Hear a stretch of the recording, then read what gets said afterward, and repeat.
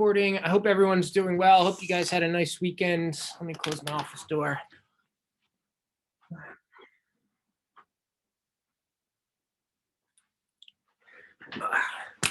We're pretty happy with the performance on the exam.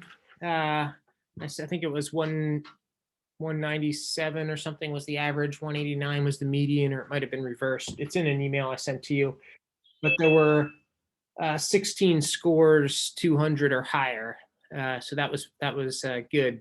I would say don't get too comfortable though, because there's a general trend of the average is decreasing as we go through the course. So great job, congratulations. You guys obviously studied, did the practice exam.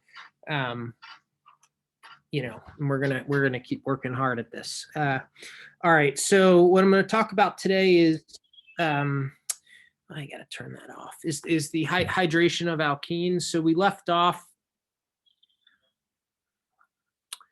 I'm going to try and figure out how to turn off that chime, but I would be very grateful if people could get here by 9:25. I think that would help with the continuity.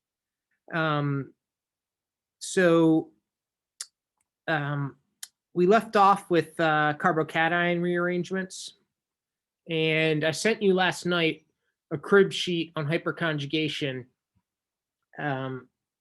Please review it.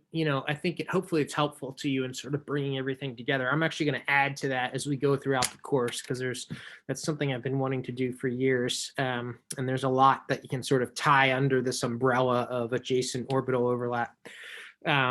Anyway, so we left off with carbocations, carbocation rearrangement. I mentioned the Weinstein-Brown feud over, what exactly do these carbocations look like? Now we're going to get into reactions.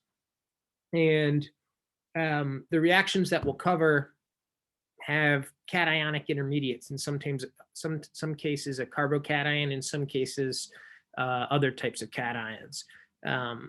And as I said at the end of the last class, it's very critical that you try to organize this information by mechanism. You will find that much easier than trying to organize, by compartmentalized reactions. Let the mechanism be the theme, and then the reactions be the examples. All right, so let me just get into it. So we'll start with hydration of alkenes.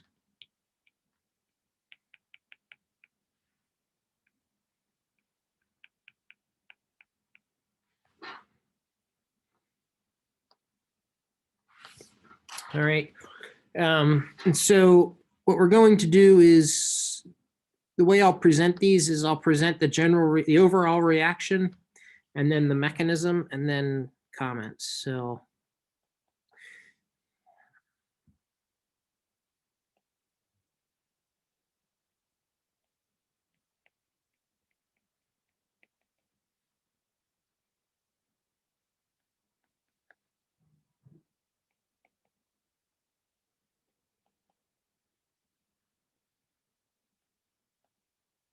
okay. So the overall mechanism is treatment with an alkene with water, and typically a very strong acid such as sulfuric is going to result in the hydration of the alkene. So the addition of water across the alkene to form an alcohol product. Okay, and so I've used the term addition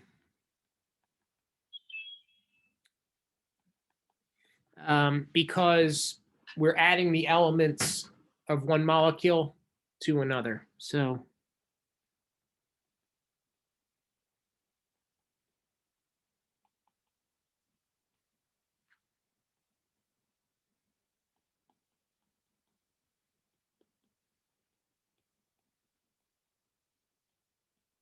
okay, and we're essentially, the chemistry of alkenes is the chemistry of addition reactions. All right, and so this is the first example of that. All right, we add a strong acid, sulfuric acid. That is not the actual acid that sort of participates in this reaction. So remember our pKa's.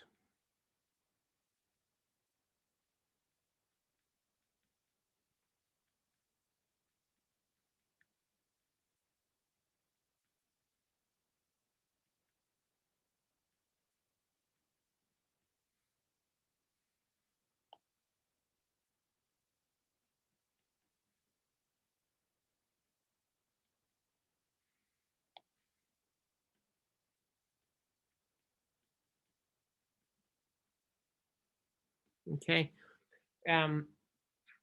You always want to think about, you know, when you've got strong acids and bases around, you need to think about the reactivity of the solvent. And so we know that sulfuric acid has a very low pKa. It's about -3 or 2.8 if I'm being more accurate. And then hydronium ion is about -1.7. Okay. And so what we say is that hydronium ion, H3O plus, is a weaker acid than sulfuric. And so when you put sulfuric acid into water, you get an acid-base reaction occurs. And if we just think about that as a competition between the sulfate anion on the right and water for the proton, water is a stronger base. Its conjugate acid, hydronium ion, is a weaker acid. And so it sort of wins the competition. And so H3O plus is the actual acid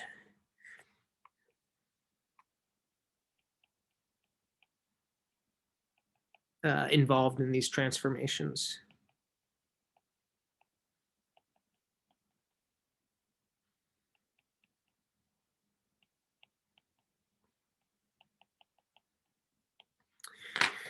You know, I didn't watch the Golden Globes last night, but there was an article about it in the Times this morning, and apparently they had a lot of Zoom. It was done over Zoom, and they had a lot of issues of people giving the award addresses with their microphones on mute and connection issues and things like that. And I thought to myself, these people haven't done much work since the pandemic started. All right, so H3O plus is the active acid. The mechanism is the following. We're going to protonate the alkene with H3O plus, okay? And I'm going to start, I do show this with arrows. So start at my alkene and start the arrow there. So that means I'm grabbing the pi electrons and I'm pushing them towards the proton on H3O plus.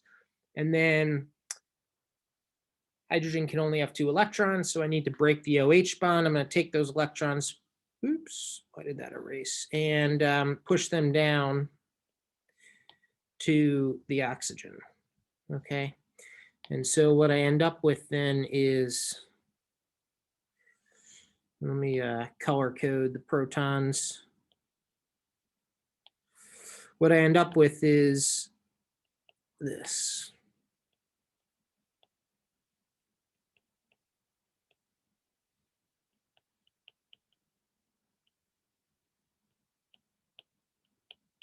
Okay. And so there's a key point here, which is that I can protonate the alkene either way, right? So in this reaction, I protonated the alkene to form the tertiary cation, okay? I could have gone the other way and put that proton at the more substituted position, but hopefully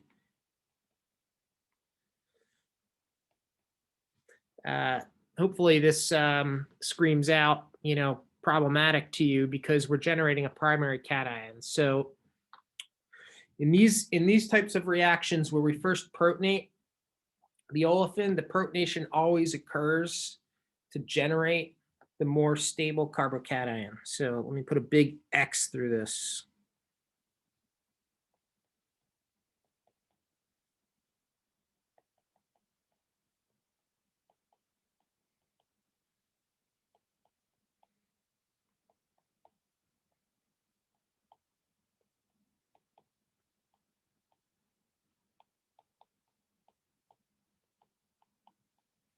Okay, to generate the more stable carbocation. So let me redraw that cation on the next page here.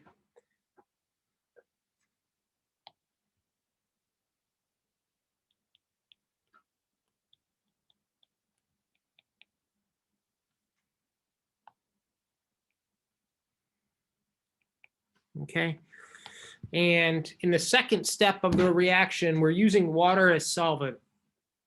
And so what we'll do is have water come in and attack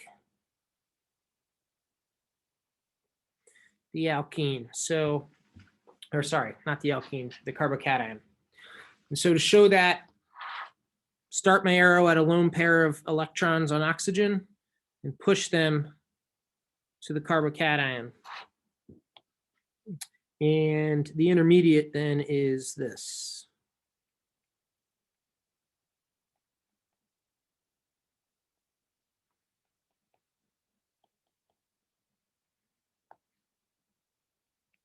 Okay.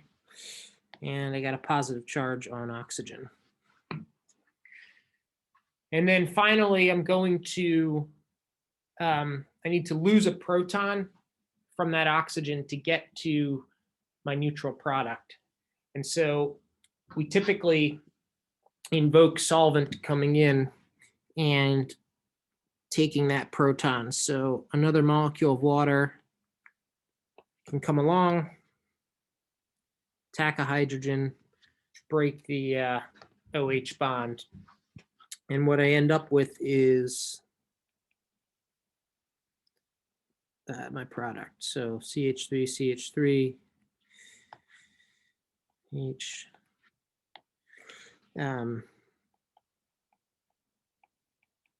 plus H3O plus. And I was just color coding the hydrogen that added to the alkene so we could follow it. But this, of course, is equivalent to what I drew before. It's just that, okay?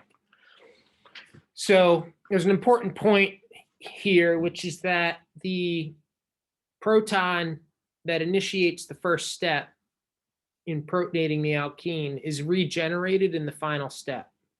And so what we say is that H3O plus is a catalyst.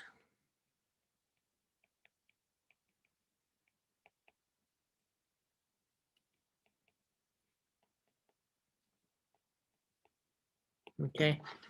And so catalysts are species that lower the overall activation energy for a reaction, but aren't themselves consumed. So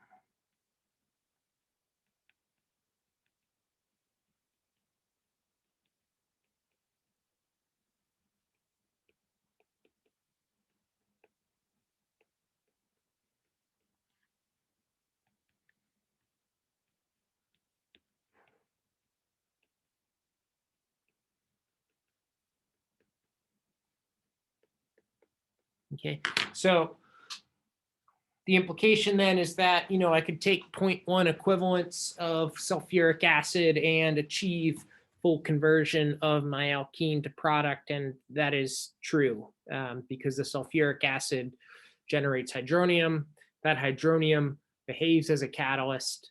So it mediates the conversion of one molecule of alkene to one molecule of alcohol, but then it's regenerated at the end. It can go on and find another molecule of alkene and repeat the process, okay?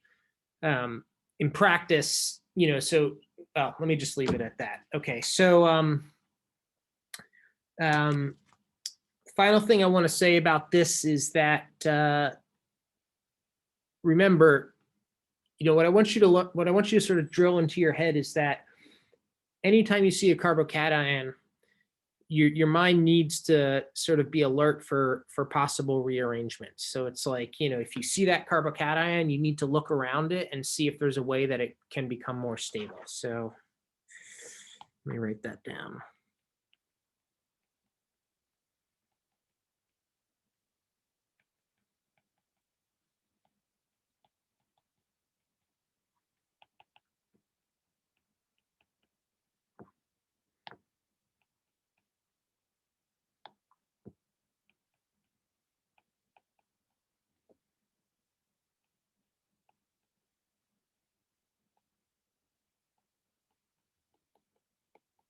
Okay, so always have your eyes out for rearrangements. And an example would be if I took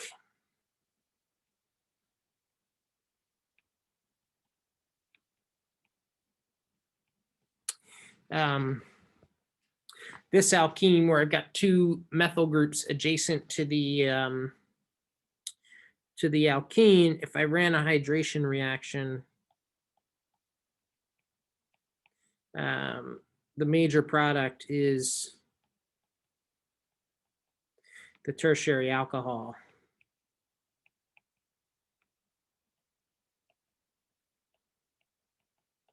Okay, that product arises from a 1,2 hydride shift in the carbocation intermediate. And so what we want to do is be very careful when you invoke a carbocation, because they're so high in energy. If they can rearrange to something more stable, they will. Okay, and so you need to watch out for that. So I would convince yourself that this derives, draw out the mechanism. It'd be good practice. Show the 1,2 shift and convince yourself that that is the major product. Okay. All right. So what I want to cover next are the additions, two related reactions. Okay. And again, try to put all these together in your head under the same mechanistic sort of file. Okay. And so the second reaction that you're going to learn is the addition of dihalides. So like bromine, Br2 or Cl2, two alkenes. Okay.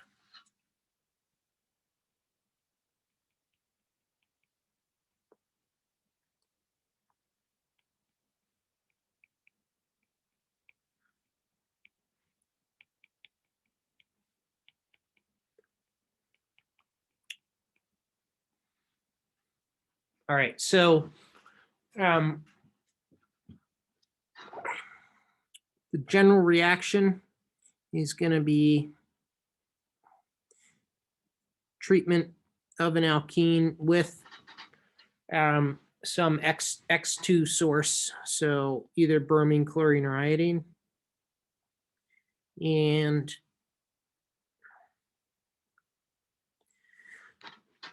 we're going to carry out the reaction in what we call a non-nucleophilic aprotic solvent. And so this is not a critical point at this juncture, but it's worth mentioning because you want to do this in a solvent that cannot participate in the reaction. So you'll recall in the hydration, we said that water solvent gets protonated, traps the alkene. Here, this is a non-participating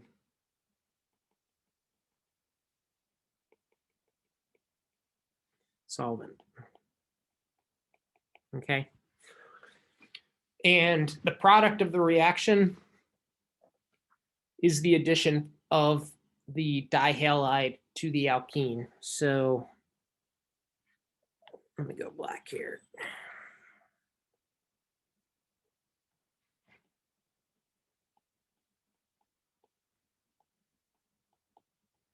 Okay. So you get the product where you have the two halogen atoms adjacent to one another. These have specific names. You can call this a 1,2 dihalide or a vicinal dihalide. The term vicinal usually means separated by 3 bonds. Okay. And so how does this reaction occur? So what I'll do is I'll show this for addition of Br2, and the mechanism for the other halides is analogous.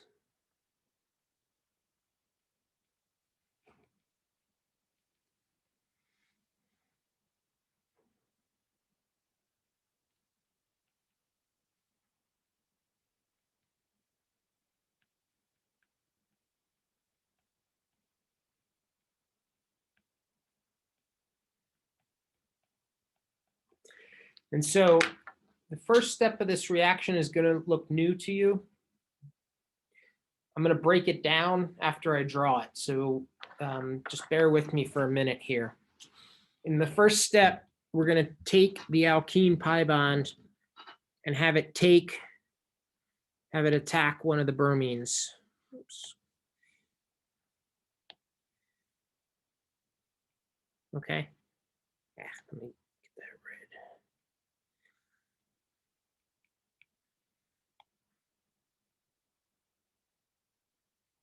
red. Okay.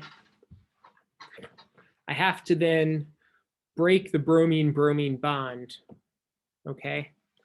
And I'll take those electrons and push them onto the other bromine. There's one more thing that's going to occur, and this is what I'll break down in the next step. One of the pairs of electrons on the bromine that's getting attacked, we say, comes back and bonds to one of the carbons in the alkene. And so what I end up with is an unusual looking species that we refer to as a bromonium ion.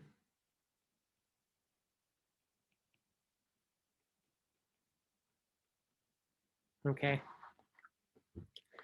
And then in the second step, the bromide that is formed comes back and attacks that bromonium ion and displaces the bromine from the carbon that's being attacked. So I take the electrons in that CBr bond and have them depart with the bromine. And so if you work out all of the formal charges, you should be at a neutral molecule.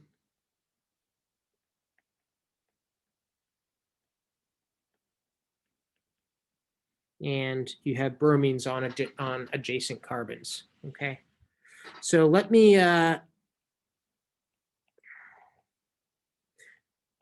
spend a minute talking about this bromonium ion and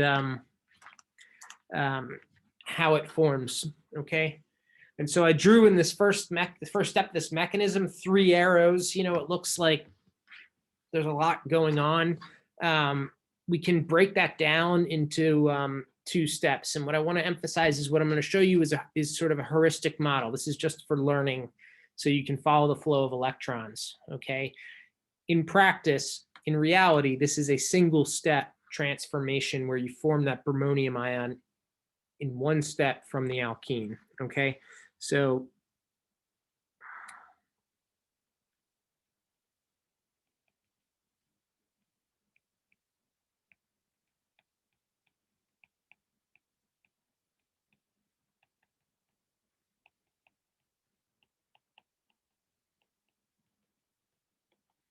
okay. And so what we can say so that we can follow the flow of electrons is that the alkene attacks the Br2, okay? You can form a carbocation,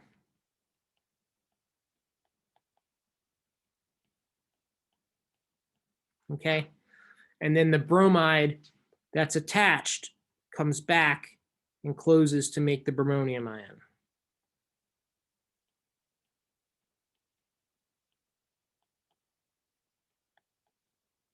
Again, I'm only drawing this to sort of take those 3 electrons that are piled into 1 transformation in the middle left there and sort of spread them out into 2 steps so you can see what's going on, hopefully more clearly.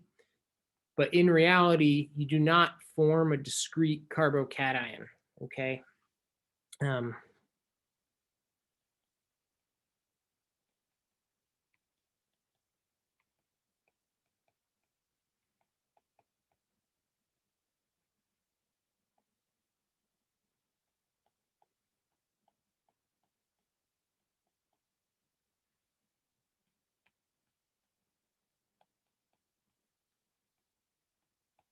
Okay, I've only shown it here to show the flow of electrons.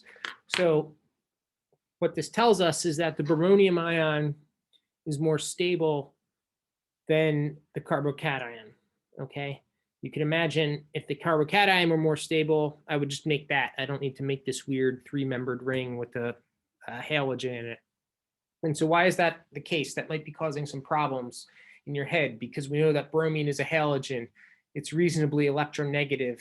In the bromonium ion, I've got a positive charge on bromine. And in the carbocation, I've got a positive charge on carbon. So isn't the carbocation better, right? And the answer is it's not. And the reason is that you have to remember the distinction between a formal and a sort of full charge, okay? So formal charges are based on sort of a bookkeeping of electrons, counting the valence electrons, and then how many bonds are to a given atom, okay? And so they don't actually indicate that there's a discrete positive charge on bromine. In fact, the positive charge in the bromonium ion is delocalized across the carbons and across the bromine. And so if we contrast that then with a carbocation, so carbocation has a certified positive charge. There's only 6 electrons around that carbon center. Okay, it's not a formalism. There is a deficiency of electrons. Those electrons are localized on the carbon center. Okay, or the deficiency is localized on the carbon center. And so the carbocation is much higher in energy than the bromonium ion. Okay, so even though bromine's more electronegative, not by much, but it is. Even though bromine's more electronegative, even though it's a halogen, it's more stable. It's more favorable to draw this three-membered ring with the positive charge formally on bromine than it is to draw a carbocation where you've got a bona fide positive charge on carbon. So it's another way to say it is that structures where I can fill the octets are almost always going to be more stable than structures where I've got unfilled octets. Okay, and so let me just go to the next page here.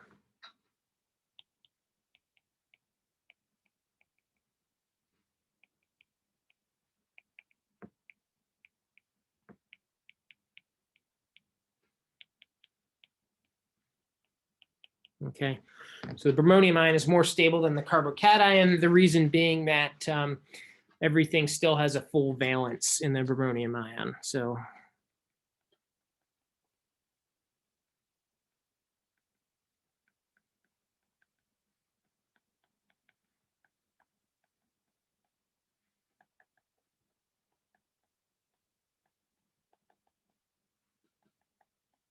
okay, and the positive charge is a formal charge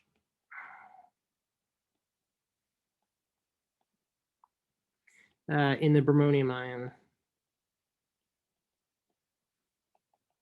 Okay, the actual positive charge is delocalized over the three-membered ring. So if I wanted to draw this, with showing that, I could draw something like this.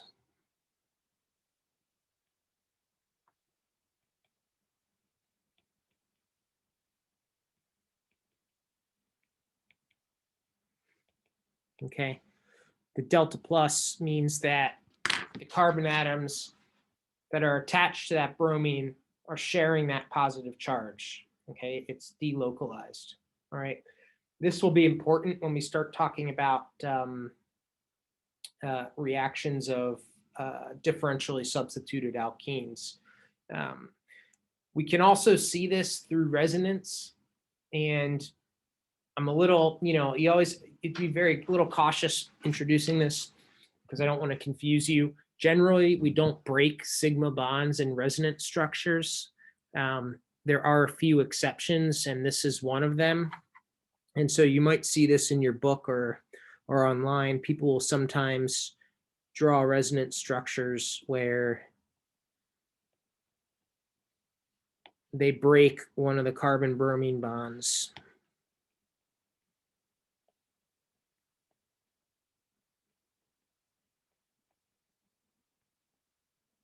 Okay. And of course I can go the other way as well.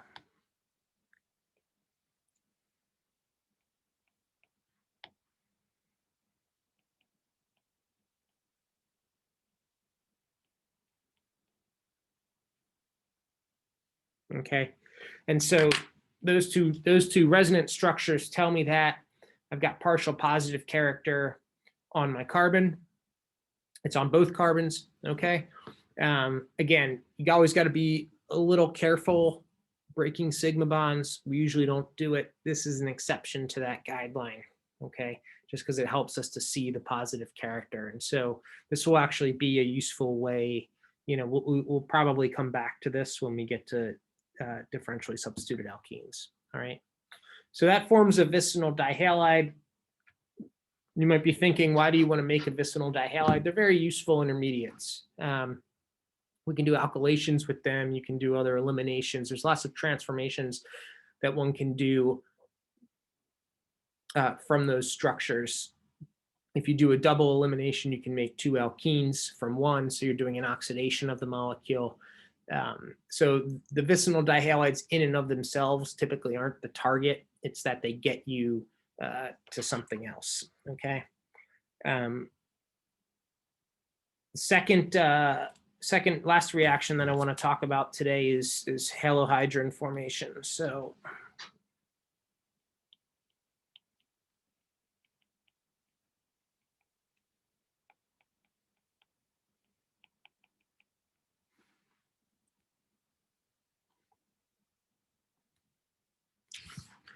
all right.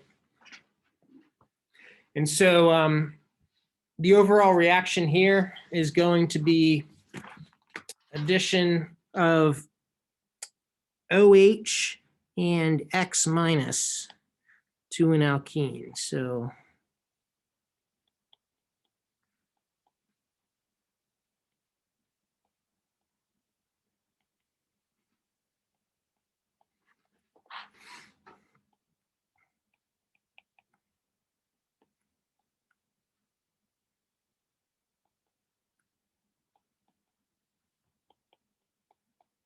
okay. And I explicitly drew out the water as a reagent so we can, see how the equation is balanced. Typically, this is going to be identical to dihalide formation, except we're, instead of using a non-participating solvent such as dichloromethane, we're going to use water as our solvent, and water, as you can see, participates. Okay. And so these products are called halohydrins.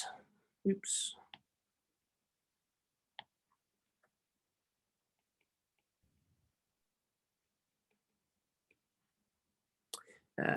For X equals Cl, this is a chlorohydrin. Okay. And so how do these things form? Forget about the water for a second. The first step is going to be identical to what you've seen for generation of the vicinal dihalide. Okay, so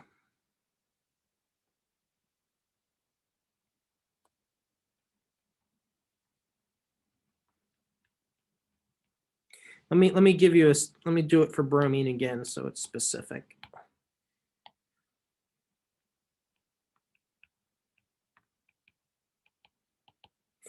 So we're going to take the lone pair in the pi bond, or not the lone pair, the bonding electrons in the pi bond, have them attack Br, break the Br-Br bond, have a lone pair on the bromine that's being attacked, come back and attack carbon.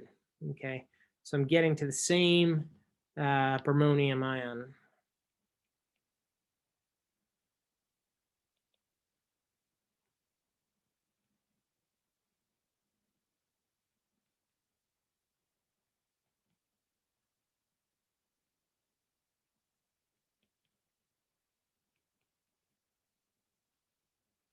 Okay.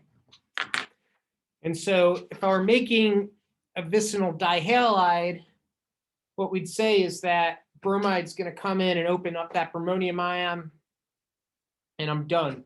The thing to remember, or the thing that the difference here is that we're doing this in water. And so, you know, say I'm 1 molar in bromine when I start this reaction. The molarity of water is 55. So I'm 55 equivalents of water for every bromide. And in practice, 1 molar is a pretty high concentration to run a reaction. So in reality, you're probably at 0.1. So you're at 550 equivalents of water for every bromide. Okay. And so the water is going to outcompete, even though it's neutral, water is going to outcompete Br minus for opening of the bromonium ion. Okay, so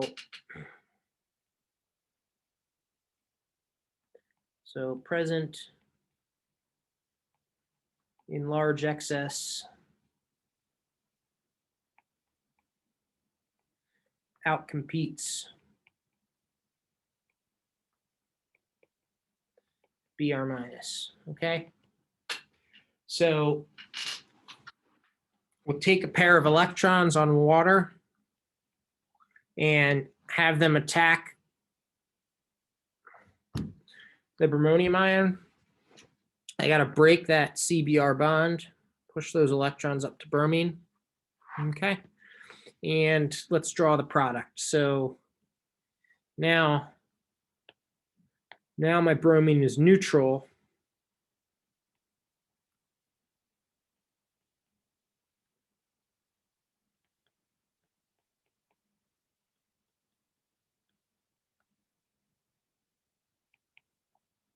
Okay.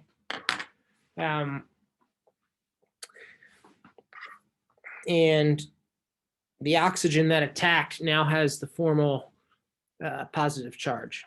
All right. And so I need to get rid of that.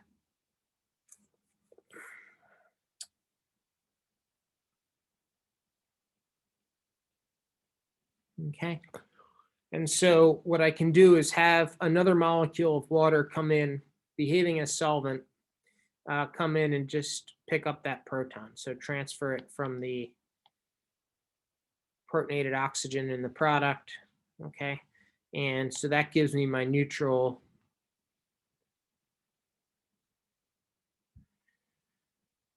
product plus H3O plus. Okay. And so the water is behaving in 2 different roles in this reaction. So first, it's behaving as a nucleophile. It's attacking the carbon of the bromonium ion. And then in the final step, it behaves as a base and gives you hydronium ion as a byproduct. All right. And so let me just circle. We know that we generate the bromohydrin product, but the other 2 products that are formed for every equivalent of bromohydrin that we generate are bromide and hydronium ion. Okay.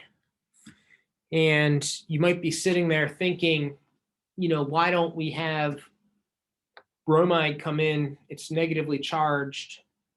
Why don't we have bromide come in and attack to remove that final proton? And you can understand why water does it if we go back to our pKa's. So if you consider Br minus plus H3O plus in equilibrium with HBr and H2O, we know that the pKa of hydronium is about minus 1.7. 1.7. HBr is minus 8.7. Okay. And so the reaction favors, that equilibrium strongly favors Br minus and H3O plus. Okay. Another way to say this is that if you put HBr in water, it dissociates, right? And we know that from intuition and from your past experience. Okay, so even though water's neutral, it behaves as the base in that transformation. All right. And so again, why are halohydrins useful? Again, they're typically not the final product of our transformation, but they are and typically not the final product of interest, but they can get you to lots of different things like epoxides, which we'll talk about. You can functionalize the alcohol, you can eliminate the bromide, lots of different chemistry. So these are in fact very incredibly useful transformations. And this reaction in particular is it's as old as time, but it's still, run on a day-to-day basis. All right, so it's 10:06. I'll pause there and maybe open it up to questions for a minute or two. Professor Herzon, I had a quick question. So in the, I think if you go back a slide, you wrote the general formula as H2O plus X dash X. Basically, the last thing you wrote was XH. Yeah. But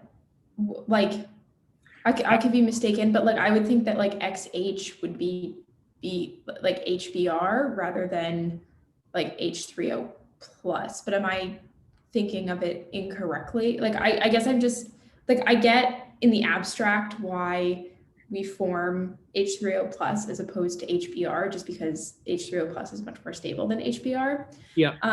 But then why is there an XH written there, if that makes sense? Yeah, I was just trying to balance the equation, so I left out the solvent. Okay. So basically, if you just ignore the pKa's and everything for a second, this is a balanced equation, right? But if you consider what's actually happening and you bring in the solvent, you're absolutely right. This is H3O plus X minus, Br minus, or Cl minus. Okay, thank you very much. Yeah.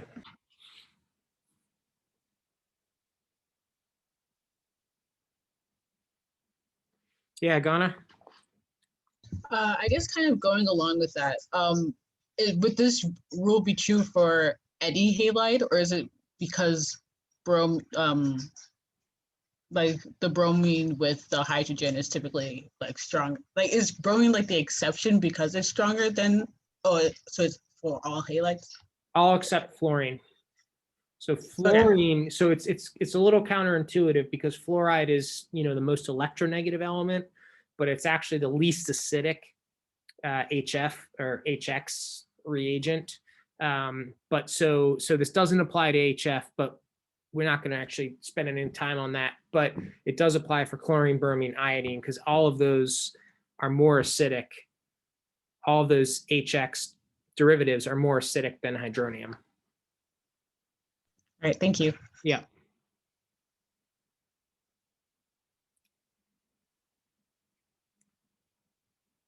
Yeah, so don't let it, it's all, it's sort of, I guess, the unifying way to think about it is nature always wants to make the most stable acid and base. The proton always wants to find its way to the most basic reagent.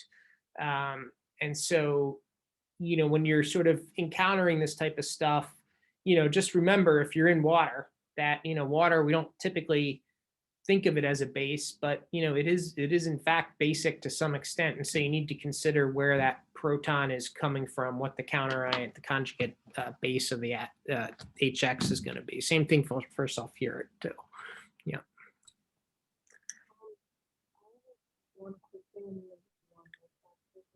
Sorry, you're very garbled. I don't know if you could maybe get a little closer to the microphone.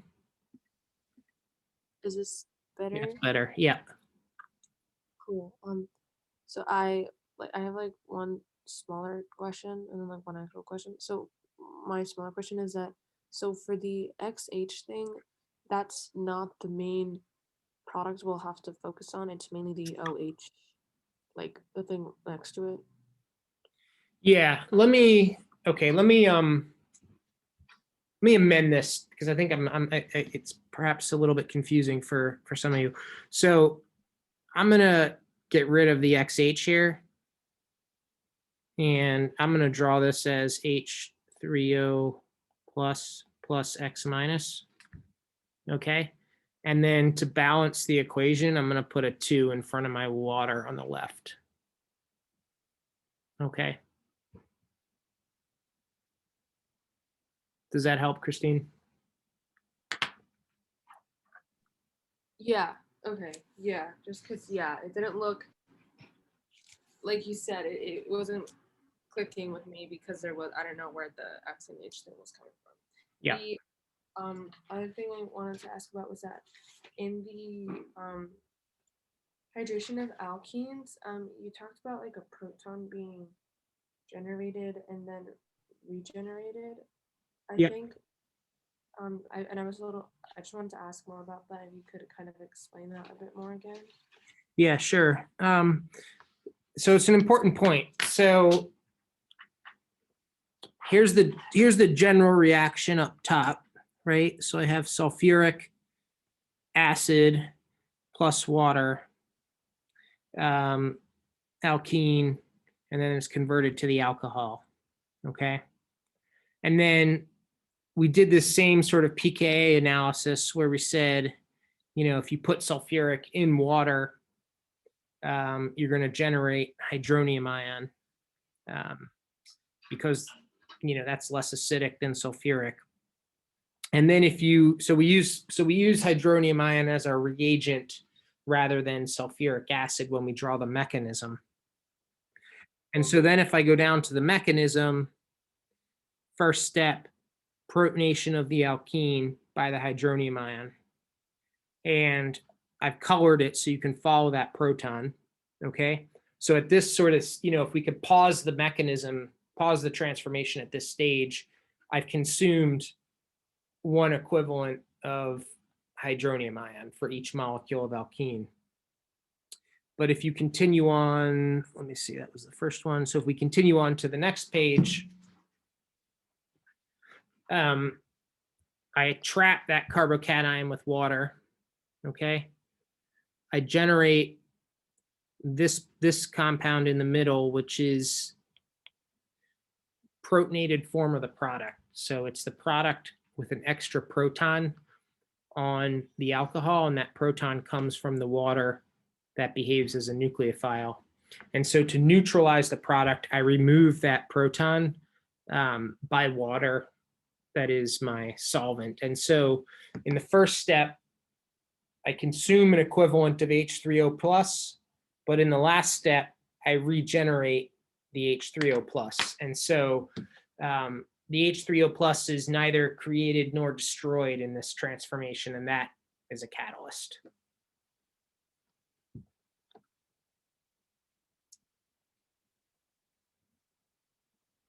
Does that help? Yeah, thank you. Okay. All right. If there's no other questions, I'll just stop here. We'll talk very briefly about hydrogenation in the next class. That's one where you will not be held accountable for the mechanism because I don't think anyone actually knows the mechanism. Or I should say the mechanism depends a lot on the reaction conditions. And then we'll talk about oxymercuration reduction and yeah, a little bit of carbocation rearrangements and things. So, all right, I'm going to take a 5-minute break and I'll be back for office hours. Thanks. Thank you.